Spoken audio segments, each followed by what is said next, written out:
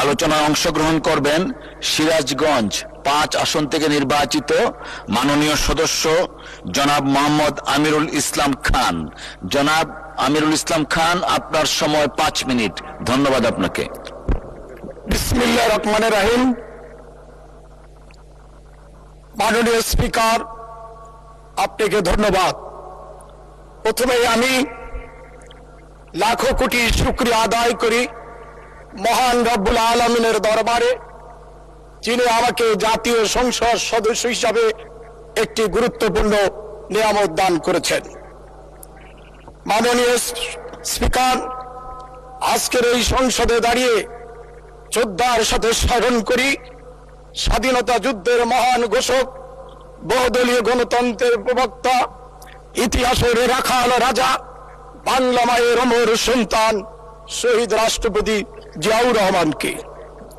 আমি কৃতজ্ঞতার সাথে স্মরণ করি আমার মমতা মাই মা, যিনি শহীদ রাষ্ট্রপতি জিয়াউর রহমানের শাহাদতের পর আমাদের মতো অসংখ্য ছাত্রদল নেতা কর্মীকে তার মাতৃত্বের ছায়াতলে আশ্রয় দিয়ে এই মহান সংসদে আসার উপযুক্ত করে গড়ে তুলেছেন সেই মমতা মাই মা দেশনেত্রী বেগম খালেদা জিয়া। আমি শ্রদ্ধার সাথে কৃতজ্ঞতা জানাই বর্তমান প্রধানমন্ত্রী জনাব তারেক রহমানকে, যিনি অভিভাবক হিসাবে, আমার নেতা হিসাবে, আমার আশা আকাঙ্ক্ষা পূরণের কেন্দ্রস্থল হিসাবে উৎসাহ প্রেরণা দিয়ে এই মহান সংসদে আসার সুযোগ সৃষ্টি করেছেন। আমি তাকে কৃতজ্ঞতা জানাই। আমি কৃতজ্ঞতা জানাই বেলকুচি, চৌহালি, এনায়েতপুরের সেই সকল সচেতন জনগণকে যারা বেহেশতের টিকিটের লোভনীয় অফার এবং নগদ টাকার উপহারকে প্রত্যাখ্যান করে আমাকে মহান সংসদে পাঠিয়েছেন। তাদের সমস্যা সমাধান এবং স্বাধীনতার সার্বভৌমত্ব এবং গণতন্ত্রকে প্রাতিষ্ঠানিক রূপ দেওয়ার জন্য তারেক রহমানের নেতৃত্বে কাজ করার জন্য। মাননীয় স্পিকার, আমার বেলকুচি, চৌহালি আমার ভালোবাসার কেন্দ্রস্থল, আমার অস্তিত্বের ঠিকানা। আমার সেই অস্তিত্ব চৌহালি আজ যমুনা নদীর ভাঙনে বিলীন হয়ে যাচ্ছে। আমি মাননীয় প্রধানমন্ত্রীর দৃষ্টি আকর্ষণ করে বলছি, দ্রুত স্থায়ী বাঁধ নির্মাণ করে যমুনার কবল থেকে চৌহালির বাকি অস্তিত্বটুকু রক্ষা করার জন্য। মাননীয় স্পিকার, আমার এই জনপদ শুধু একটি ভৌগোলিক সীমারেখা নয়, আমার এই ভৌগোলিক অঞ্চল একটি অর্থনীতির কেন্দ্রবিন্দু। আমার এলাকায় বেলকুচি এবং এনায়েতপুরে 25,000 পাওয়ারলুম রয়েছে, 15,000 তাঁত শিল্প রয়েছে। এই পাওয়ারলুম থেকে প্রতিদিন 2 লক্ষ পিস শাড়ি এবং লুঙ্গি উৎপাদন হয়। আজকে সুতা রঙের মূল্য বৃদ্ধি, কাঁচামালের অভাব এবং সরকারি পৃষ্ঠপোষকতার অভাবে তাঁত শিল্প আজ ধ্বংসের পথে। আমরা যদি এই তাঁত শিল্পকে রক্ষা করতে না পারি, তাহলে আগামী দিনে বৈদেশিক মুদ্রা ব্যয় করে আমাদেরকে এই শাড়ি এবং লুঙ্গি বিদেশ থেকে আমদানি করতে হবে।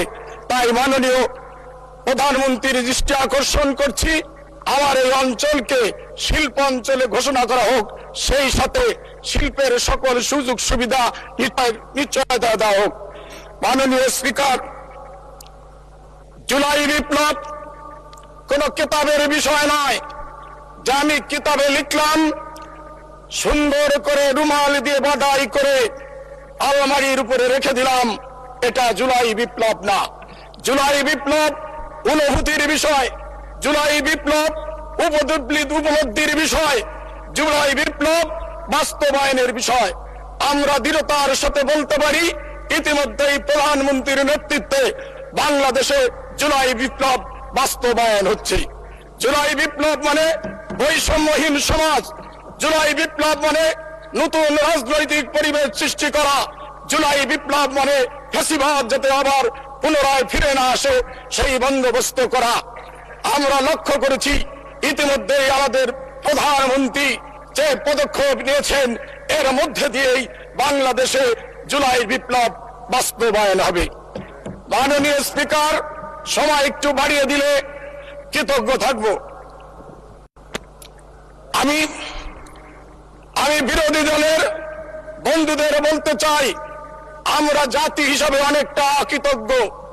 আমাদের আপনাকে কৃতজ্ঞতার বন্ধনে আবদ্ধ করে 2 মিনিট সময় বাড়ানো হলো। মাননীয় স্পিকার, আমি বিরোধী দলের বন্ধুদের বলছি, আমরা জাতি হিসাবে অকৃতজ্ঞ। আমাদের মধ্যে কৃতজ্ঞতা বোধের অভাব রয়েছে। আমাদের সকলেরই কৃতজ্ঞতা থাকা উচিত।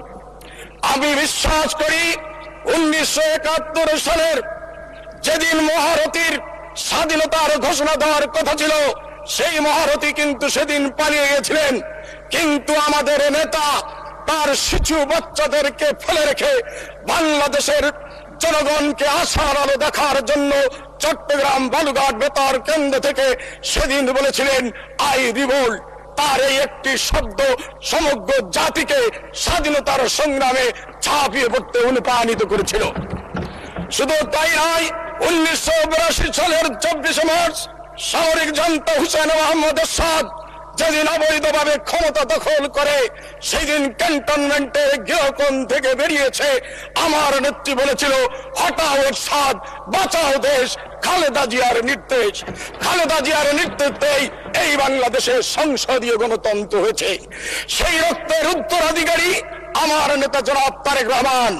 উনি কিন্তু ঘরে বসে থাকেননি। সময়ের আগে কারো অভাবের কারণে বিস্তারিত বলতে পারি না, শুধু একটি কথাই বলতে চাই। আজকে অনেকে জুলাই বিপ্লব বলে অনেক কথা বলছে, কিন্তু আমার নেতা কিন্তু সেদিন বলেছিল, যদি তুমি ভয় পাও তবে তুমি শেষ, যদি তুমি রুখে দাঁড়াও তবেই বাংলাদেশ। আমার নেতা তারেক রহমানের নেতৃত্বে এই বাংলাদেশ প্রতিষ্ঠা হয়েছে। মাননীয় স্পিকার, 1 মিনিট বলার সময় বাড়িয়ে দিতে আমি অনুরোধ করব। আমি এবং বিরোধী দলের বন্ধুদের বলতে চাই, যে রক্ত স্বাধীনতার ঘোষণা দিয়েছে, সেই রক্ত আমার। ধন্যবাদ মাননীয় সদস্য। অংশগ্রহণ করবেন চুয়াডাঙ্গা